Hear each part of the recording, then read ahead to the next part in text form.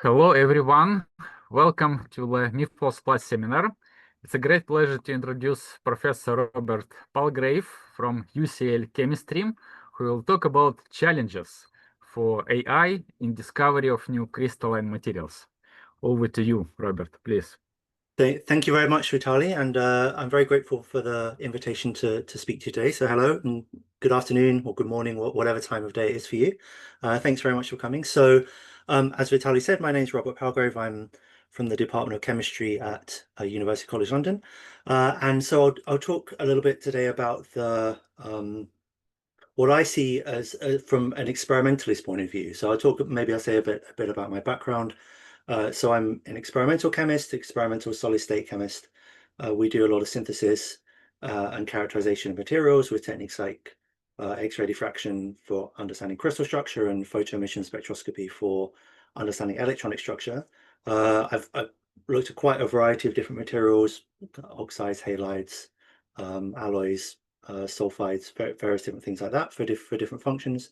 But I really became interested in how AI was kind of moving into the materials chemistry or the materials science space, probably towards the end of 2023, when a couple of really high-profile papers came out in the journal Nature, and I'm really kind of going to construct the presentation today around those two papers. So maybe I'll move on to the outline. So the papers I'm talking about, which I'll go into a bit of detail of on our from Google or associated with Google, so with the Google DeepMind team. So this was before they won the Nobel Prize in chemistry.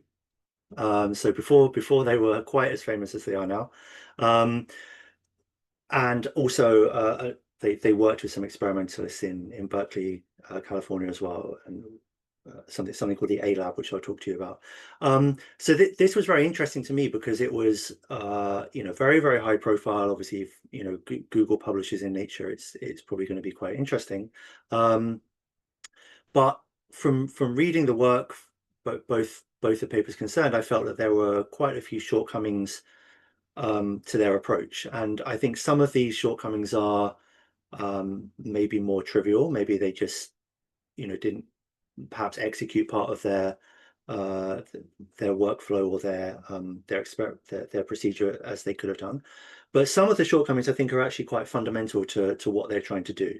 So for the idea of discovery of new materials or new crystalline materials using these kind of AI approaches, and maybe those are the more interesting ones. I'll try and expand on that a little bit. And then to end with, I'll say something about maybe some other ways that AI or machine learning can be utilized in material science apart from in materials discovery. Okay, so we will kind of start by having a look at these two papers which I mentioned. So these, as I said, both came out in the same issue of Nature in 29th of November. You can see there, 2023.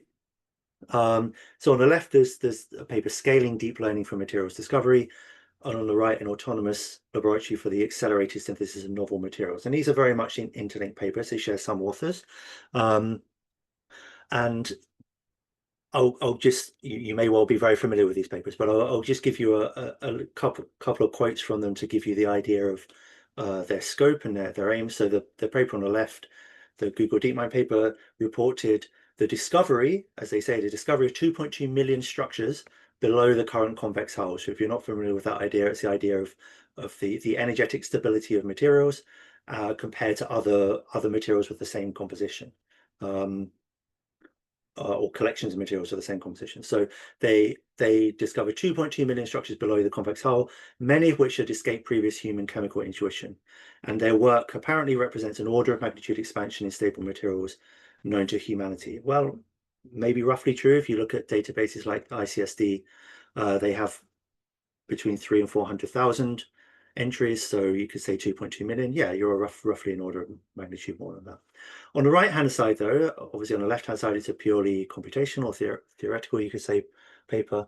On the right hand side, the A Lab paper was a companion paper, and in that paper, over 17 days of continuous operation, the A Lab, which is, I think, stands for automated lab or autonomous lab, realized 41 novel compounds from a set of 58 targets, including a variety of oxides and phosphates that are identified using large-scale ab initio phase stability data from the Materials Project and Google DeepMind. So this was an autonomous lab that worked almost entirely without human intervention. So it was a robotic lab. They had a robot which would take precursor materials and combine them in the correct ratios, would put them into a furnace, would remove the product from the furnace, prepare it for characterization, specifically X-ray diffraction, and then process the analytical data, the diffraction data, to understand what it meant, and then feed back into at the beginning of the process. So if the synthesis was successful, that's fine. But if it was unsuccessful, then it would try to understand why it was unsuccessful based on the X-ray diffraction results, and then kind of iteratively improve that process. And this should happen without, apparently without any human intervention. In fact, there is one bit of human intervention that the robots could not do, and that was actually doing the washing up. They had to clean the crucibles, was done by humans, but everything else was done autonomously. And over 17 days, not that long, apparently they found 41 novel compounds. However, both of these papers have been challenged in the literature, and papers have come out kind of to some extent refuting the claims that they made. So on the left-hand side, there's a paper from Tony Cheetham and Ram Sheshadri, who are very well-known solid-state chemists, both based in America at the moment. And on the paper on the right is a paper that I was involved with, and this was challenging the results of the A-Lab paper. So just to take some quotes from these second papers, on the left-hand side, Cheetham and Sheshadri say, we examine the claim of this work, that's a DeepMind paper, unfortunately finding scant evidence for compounds that fulfill the trifecta of novelty, credibility, and utility. So they're really saying that even though they report 2 million new materials, they don't actually think that they've succeeded. They don't really think there's any new materials there. On the right-hand side, I was more concerned with my co-authors were more concerned with the synthetic experimental approach. So we discussed all 43 synthetic products and point out 4 common shortfalls in analysis. These errors unfortunately lead to the conclusion that no new materials have been discovered in this work. Okay, so there's quite a contrast there between the initial claim to the paper and then the response of the scientific community to those. So what I'll hopefully do in the rest of the talk is go through what I see are the shortcomings of those AI machine learning approaches, and discuss whether these are fundamental or more trivial in nature, and then maybe go on to see other ways that machine learning can be used. Okay, so the 4 shortcomings that I consider are present are these 4 here. So the first of these is that they it's really to do with the conception or the research question that they're trying to answer. So both of these papers are about targeting prediction and synthesis of new materials, but with the definition that they use for new material, this is not a particularly difficult problem. So I'll try and explain what I mean by that by introducing or many of you may be familiar with it, so it's not introducing, but mentioning the idea of using structure types to navigate new material space. So this is very much the way that traditional solid state chemists would work, that we're not necessarily using computation, but we're using much higher level heuristics to navigate structure space and make decisions about what compounds are likely to form and understand trends in their structure and stability. So to give an example, here's a particular compound that I'm quite interested in at the moment, or at least in its structure type.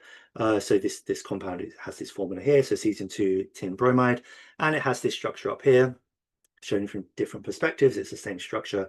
This is similar to the perovskite structure you may be familiar with, sometimes called a vacancy order perovskite structure, because you'll notice that if you have memorized the perovskite structure, you'll notice that this one has got half of the octahedra are missing compared to the perovskite structure, but it's very, very structurally similar to it.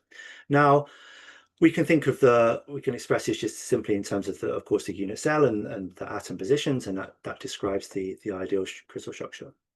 This is actually one of what we can think of this structure as not just representing one compound, but as a structure type. So to show you how that works, we can think of simply to make a new structure, to make a new compound, sorry, make a new material based on this material, we can simply substitute some of the ions, the cations or the anions, with other ions that are chemically compatible with that. So for example, the cesium, we find cesium in group 1 of the periodic table, so we could replace that with another 1+ cation, so anything from group 1.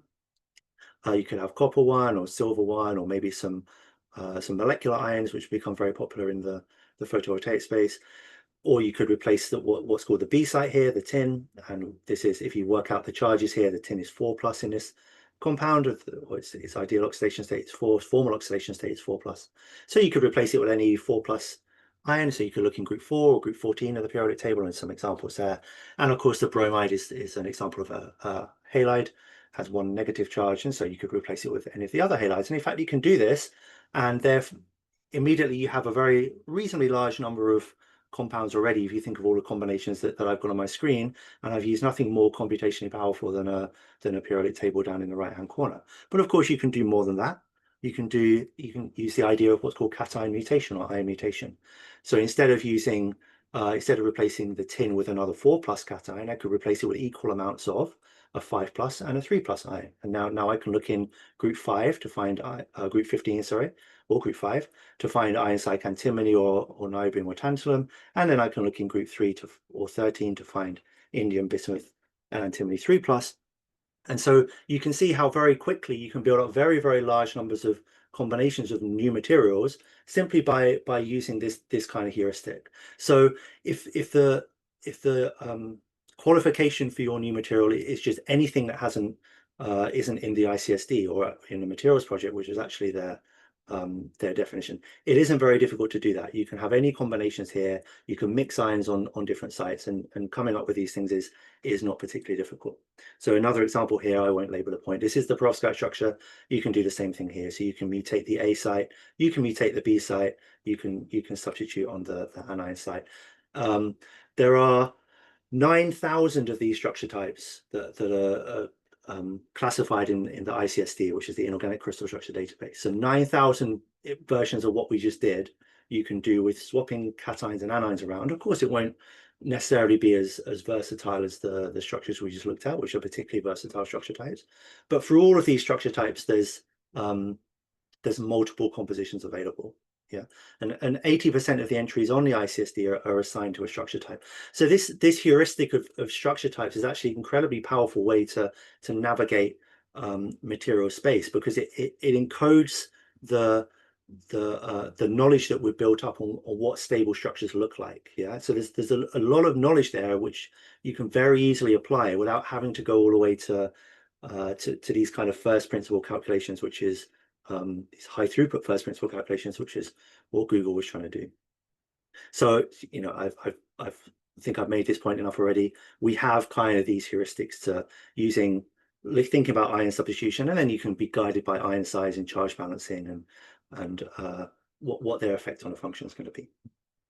So hopefully I've kind of shown that just proposing new materials where the novelty is any difference in chemistry or structure isn't actually very difficult using traditional methods, or necessarily hugely valuable. So secondly, which I think is a fundamental, probably the most important fundamental limitation to their work, is that the limitations on the calculation methods that they used severely restricted the material space that could be accessed, but they didn't really realize this. So to understand that, I'll have to speak a little bit about how the process works. Now, I'm not a machine learning expert nor a computational chemistry expert, so maybe both of those categories of people in the room who will be able to understand this better than me. But essentially, in the Google DeepMind paper, they produced a lot of candidate structures, and they used DFT to calculate the energies of those structures. So they made candidates in different ways, either through a structural pipeline, which is actually very similar to the approach that I just mentioned using structure types, where they just make substitutions on known compounds, or a compositional pathway, where they define the composition first and then calculate a ab initio random structure search. That's what this means, to try and work out a stable structure for that. So they made a large number of these candidates, and they calculated the energy of all of them, and they put them into their database. Then they trained their machine learning model on the database to link the structures and the chemistry with the energy. The idea is you would then be able to output many, many more structures without having to do the expensive DFT of to calculate the energy in each case, and it would be able to output stable structures. That's essentially how the genome, the idea of genome, and of course they built up a big database in the process of doing it, and of course they kind of run this thing iteratively. In the A-Lab paper, well, we've kind of seen they use the DeepMind genome, and they use another database called Materials Project, which is an older database, but it again is based on DFT. And they selected, they did the familiar kind of funnel. So they filtered then down for things that were air stable and novel, and I think they had some human intervention in choosing the targets. But there's the commonality between those approaches is, of course, using DFT, density functional theory, to calculate the energy. Now, the problem with using this is that it places a limitation, or at least the methods that they use place a limitation on the kinds of structures that they could simulate. But in my view, they didn't really realize this or understand what this limitation was. So to try and explain that, I can bring up a quote. It's actually from a Microsoft paper, which I'll talk to a little bit later, but it could be from any kind of introductory crystallography course or textbook or anything like that. It's a almost truism. When they say any crystal structure can be represented by some repeating unit called the unit cell that tiles the entire 3D space.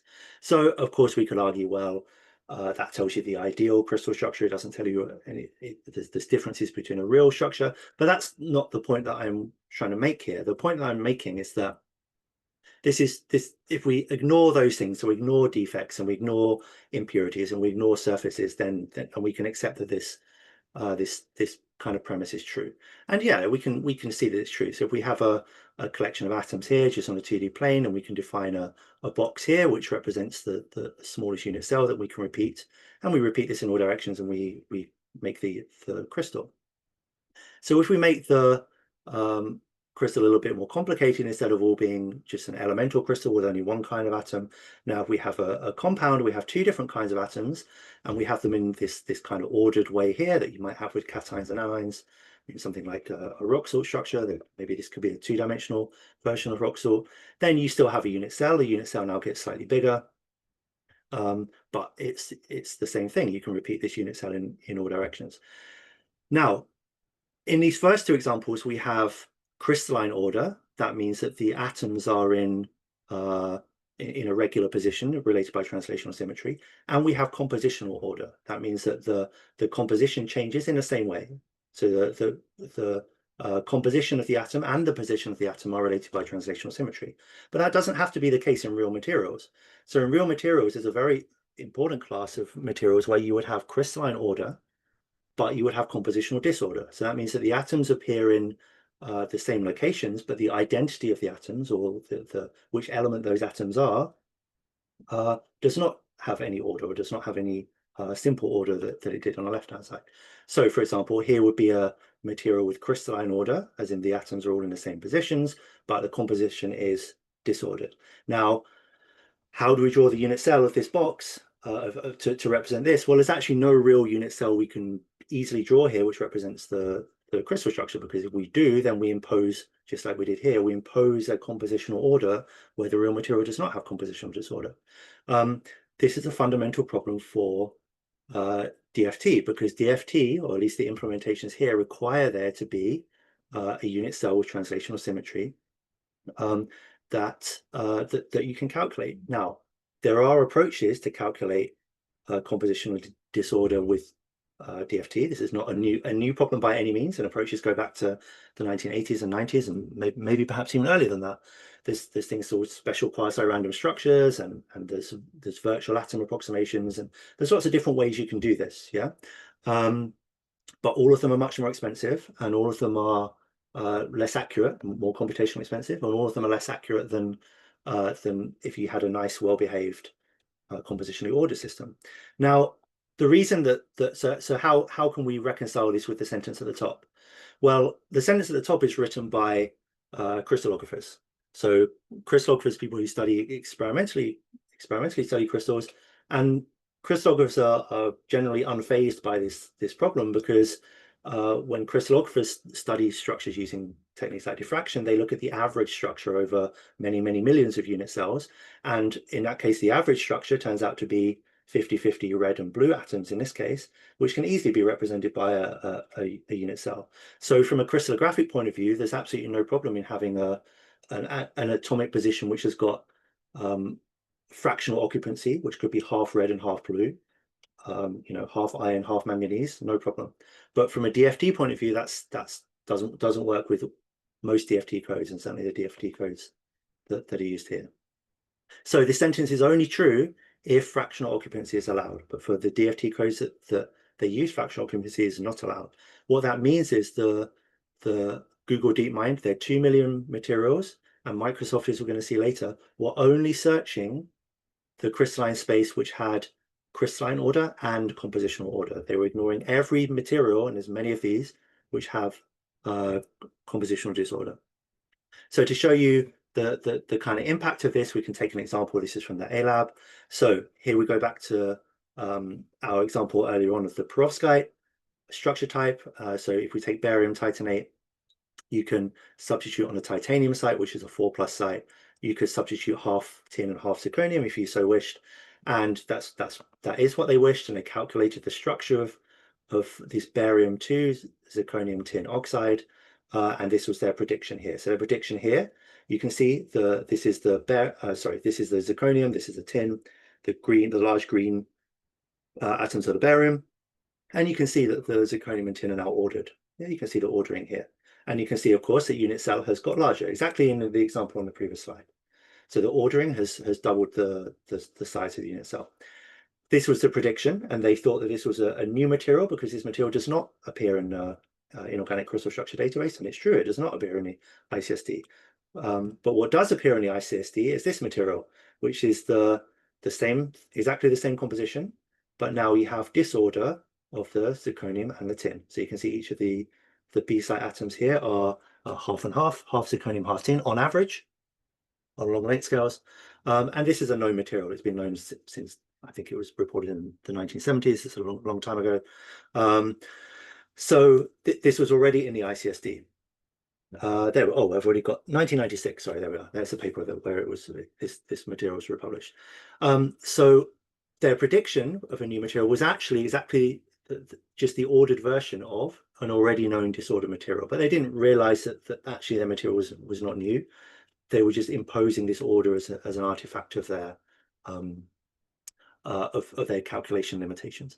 And this wasn't the only time they did this. In fact, they did it again and again and again. So here's magnesium nickel titanium oxide. They predicted an ordered version. There's an already known in the ICSD. Here's a reference here. There's an already known disordered version, and the material, yes, the material that they thought they made was actually, we'll talk about that later, was actually better represented by the disorder phase.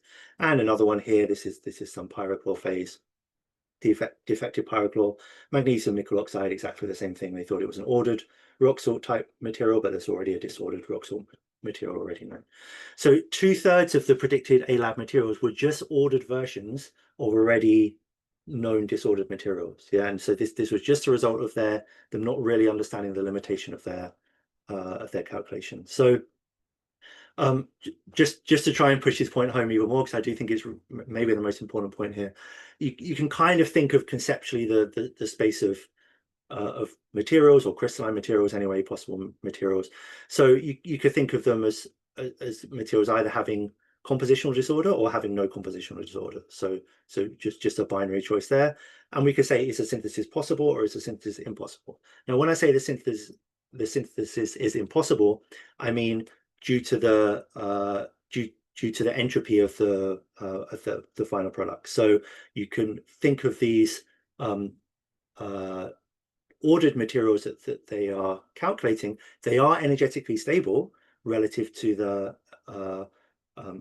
starting materials at 0 Kelvin. So when we ignore any effects of entropy, but of course we don't do synthesis at 0 Kelvin, we can't ignore the effects of entropy. And actually the entropic cost of ordering those those cations is so high that effectively the synthesis would be impossible by any kind of practical means. So we can think of synthesis impossible, synthesis possible here. Now we can think of the kind of domain of the different databases that are accessible or important in materials chemistry, materials science. So the ICSD, the Inorganic Crystal Structure Database, this is an experimental database. So I'd say that by that nature, all of the materials contained within it must be possible to synthesize because they have been, at least if the reports are accurate. So the ICSD is must exist in a right-hand column, and of course it will contain compounds with no compositional disorder and those with compositional disorder as well, both of them. So this is just a logical possibility. The area isn't supposed to indicate the number. In fact, it's probably vastly more on the bottom side. The materials project or the genome, these are the computational databases. There's other databases, computational databases as well, like Alexandria and other things, must exist in the top if they're using this kind of DFT. So if they can't model compositional disorder, of course, they must exist in the top here. They can't exist in the bottom. So an example here, we can pull out an example of the barium zirconium tin oxide, which we talked about a minute ago. That exists in this top left quadrant. So it doesn't have any compositional disorder, but its synthesis is impossible because, in fact, if you try to make it, you just make the disordered version, which exists down in the bottom right-hand quadrant. So when you're using your computational database to try and predict a new material, the outputs of your computational, you really hope that the materials that you propose are in this shaded area here, that they're possible to synthesize, but of course they have no compositional disorder. But you don't really have a way, or at least a way was not implemented in this work, to tell whether in fact your material is in this quadrant here, which is where the reason it hasn't been synthetically, the reason why it's a new material, why it hasn't been observed before, is actually because it's impossible to make, because you're proposing something which is entropically impossible to ever make. Now, I'll just emphasize, maybe for those who are not in the area, that this class of materials with compositional disorder is not a minor class that's a kind of niche interest. These are fundamentally important technological materials. So just some examples here: every transparent conducting material that you would have on your phone or display screen, every doped electronic material, almost every ion conductor that you would have in a battery, if you have solid state battery, intercalation battery electromaterials, almost every metal alloy would exist in this quadrant down here. So compositional disorder is extremely important for technological applications, and the fact that these compounds cannot be calculated at all by the methods used by DeepMind and others, anything based on this kind of high throughput DFT, I think is a fundamental limitation. So I've kind of been focusing on Google a lot, but Microsoft had a go at this as well, and I'll go through it a little bit more quickly because I've talked a little about Google. But here's a paper. This is actually the preprint, but it has been published now. They did the same thing. So they looked at 500,000 candidate materials. They were trying to find an ion conductor, and they went down to 18, where they tried to then synthetically produce them. And so you can see their final candidates. Their candidates are around these lithium yttrium chloride and sodium lithium yttrium chloride compositions, and there's a few of those. So you could call it a 518 phase, a 7213 phase, a 316 phase, a 2116 phase, a 316 phase. So there's various different compositions that they are calculating using their DFT. And then when you see the attempted synthetic approaches for their headline materials, result of this 316 resulted in lithium 3 yttrium chloride 6 in the well-known P3 bar M1 phase. This is a compositionally disordered phase that's already been known, in fact, already been used as an ionic conductor. So their entire computational workflow from these 500,000 materials down to the end only succeeded in producing an already known ionic conductor, which they were not able to calculate because it contained compositional disorder. So it's another example of kind of how this process can go wrong if you don't understand the limitations. Okay, so to sum that up, I've spent a bit of time on that. But to sum that up, small cell DFT, which is what these people are using for high throughput calculations, cannot model compositional disorder, which is highly prevalent in inorganic materials. This means only a small subset of material space can be sampled by a materials project and genome, etc. Okay. So Thirdly, the machine learning models in particular produce obviously wrong materials. So this is, I think, a result of maybe the Google team not really having experimental chemists on their team. They did have people who've done computational chemistry, but some of the materials that they suggested, which you can still download, so they published, I should say they published I think about 350,000 CIFs. Which you can download. That might be wrong. Vitaly knows the exact number. Sorry, I've probably got that wrong. But a large number of CIFs, which I think you can still download. And of course, I haven't looked through all of them, but I'm grateful to them that they named them with the chemical composition. So it was kind of easy to spot things which looked a little bit strange. And I'll just highlight some of the 2.2 million structures that had escaped previous human chemical intuition. So this is what we've missed so far. So we can start from this particularly interesting compound up here, which is FeI35. So FeI35 looks like this, apparently. So it's one iron atom bonded to 5 iodines, and then 30 other iodine atoms just around, just kind of almost randomly arranged. These do actually form some kind of chains, which are about 17 iodine atoms long, but it's a little bit of an outlandish composition. I think next we'll go down here, so you can have a little think, those chemists amongst you, what H4SeF8 looks like. What you don't have to think anymore, because here it is. So we have a kind of selenium trifluoride molecule here. We have a few HF molecules, and then we just have a fluorine atom just on its own. So the fluorine atom not bonded to anything at all. So fluorine is the most reactive element in the periodic table. You would never find fluorine bonded to nothing if it had any option whatsoever. So even things like xenon, you're going to get it to bond to eventually. But based, working from this idea, they then went to O8F5, which is 4 dioxygen molecules and then 5 atoms of fluorine just around, not even bonded to each other. They're right next to each other, but they don't want to bond to each other. It's kind of unusual. And maybe my favorite one is H2O11. I think maybe what could H2O11 be? So we'll find out H2O11. H2O11 is, again, 5 molecules of dioxygen, just O2, and a molecule of water, just in a box. So we probably can't really argue with this as a stable collection of atoms. We certainly have O2 stable, H2O stable, but essentially their novel material is just a sample of moist air. But anyway, so some of there's many ridiculous compounds in within the 2 million. Well, not even within the 2 million, within the subset that they publish, which is a subset of that. So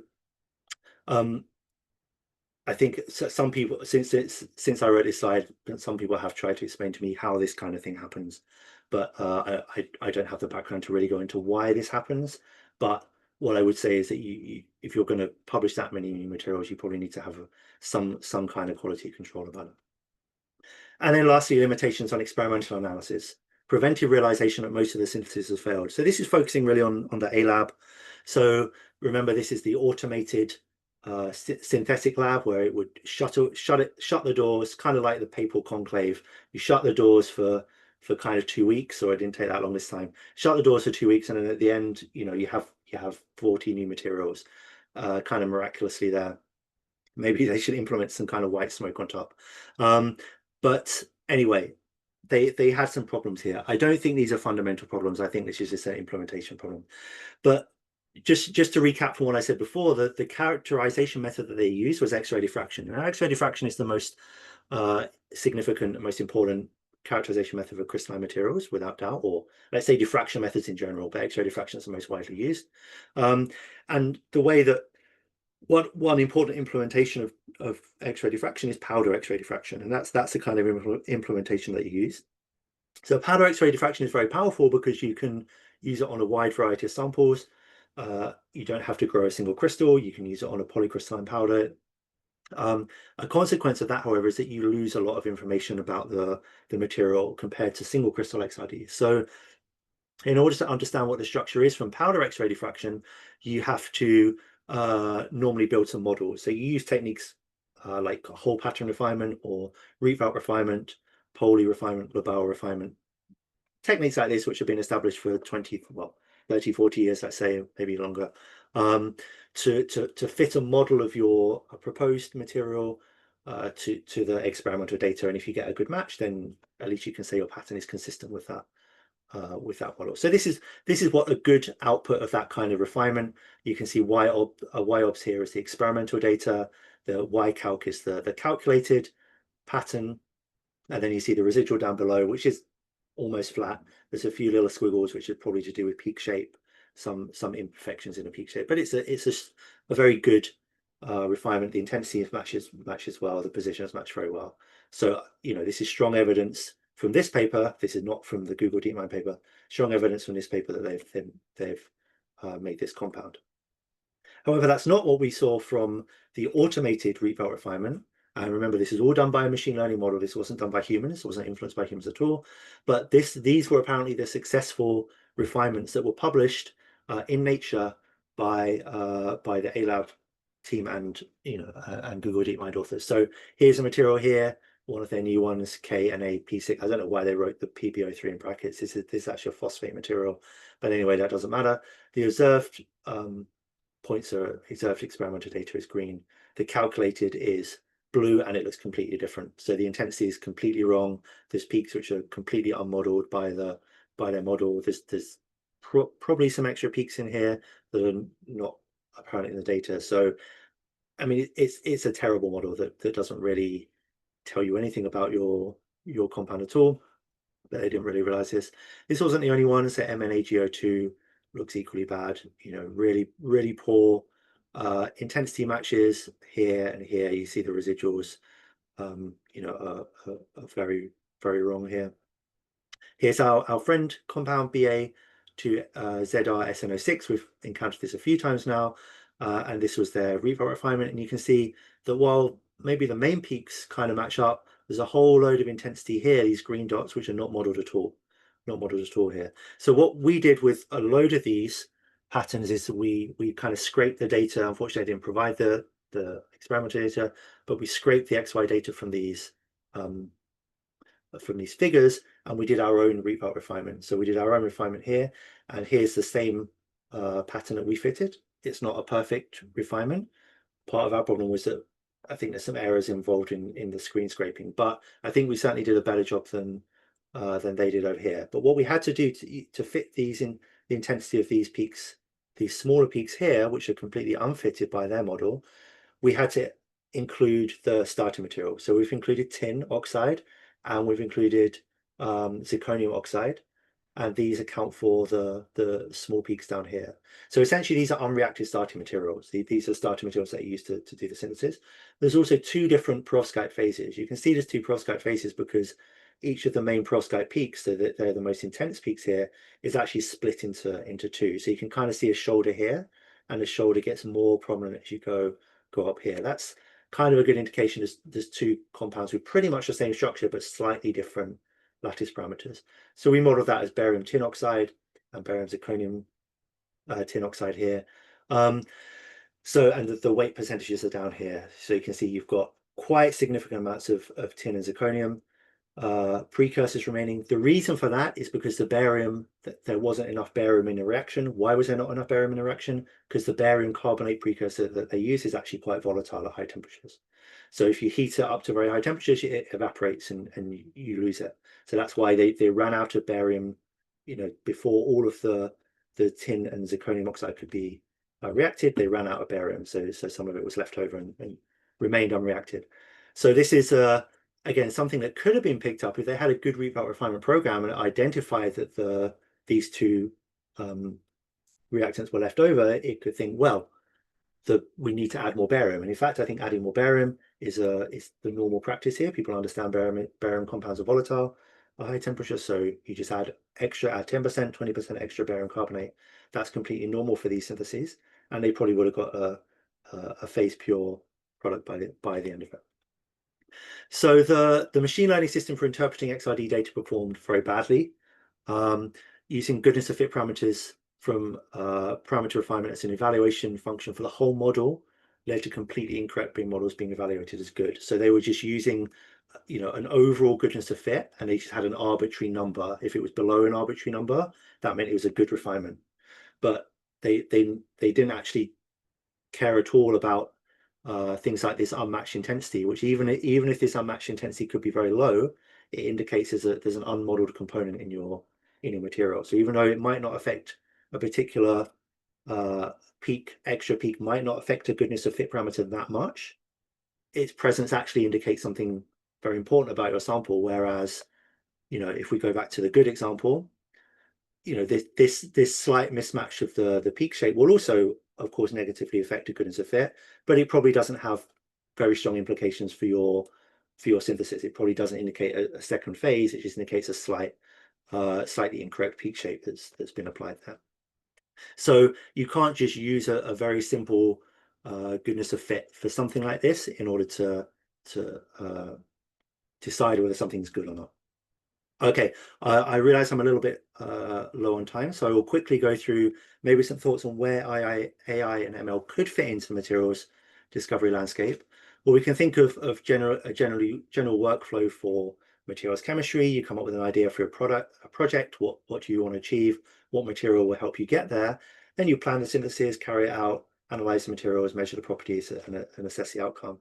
So I would say probably at the moment, AI ML is being heavily applied in and automation is being heavily applied at the first part of this workflow. So coming up with discovering new materials, or planning syntheses, or even using robots to carry it out. Now that can obviously be very effective, but if you make, even if you're successful and you make, notwithstanding all the limitations I've mentioned, if you make huge progress here and speed this whole thing up, it doesn't actually speed up the whole process of discovery, because you still have to do the second part. You still have to analyze the materials, and you still have to measure properties, and you still have to assess whether the things you've discovered and made are actually good or not. But actually, I think if you were going to start somewhere, I may well start here, because the problem with the as we've seen, using AI at the beginning of this process, it's difficult to do at scale. You're missing out, using these DFT techniques, you're missing out a whole range of materials, compositionally disordered and things like that. There's in terms of planning synthesis, there's good opportunities there, but simulation of reaction pathways is actually very difficult. You're then not thinking about absolute energies, you're thinking about molecular dynamics, chemical dynamics, and think about kinetics of systems, which is difficult. There are, interesting new approaches out to do that. Large language models can be trained on synthetic procedures, and that's been carried out quite successfully. So in terms of synthesis, robotic labs are quite expensive, and PhD students are at the moment less so. But down this end, I think there's opportunities here. So there's really kind of quite a lot of commonality in the analytical techniques that are used in material science. So X-ray diffraction we talked a lot about, but things like NMR, things like XPS, things like microscopy, there's a suite of analytical methods which would encompass actually quite a large amount of work in material science. And building up human expertise in these kinds of techniques can take years. So to become an expert at powder X-ray diffraction, or single crystal X-ray diffraction, or NMR, or XPS, or microscopy can take 5 years, a decade, long time to train a scientist to be able to do this.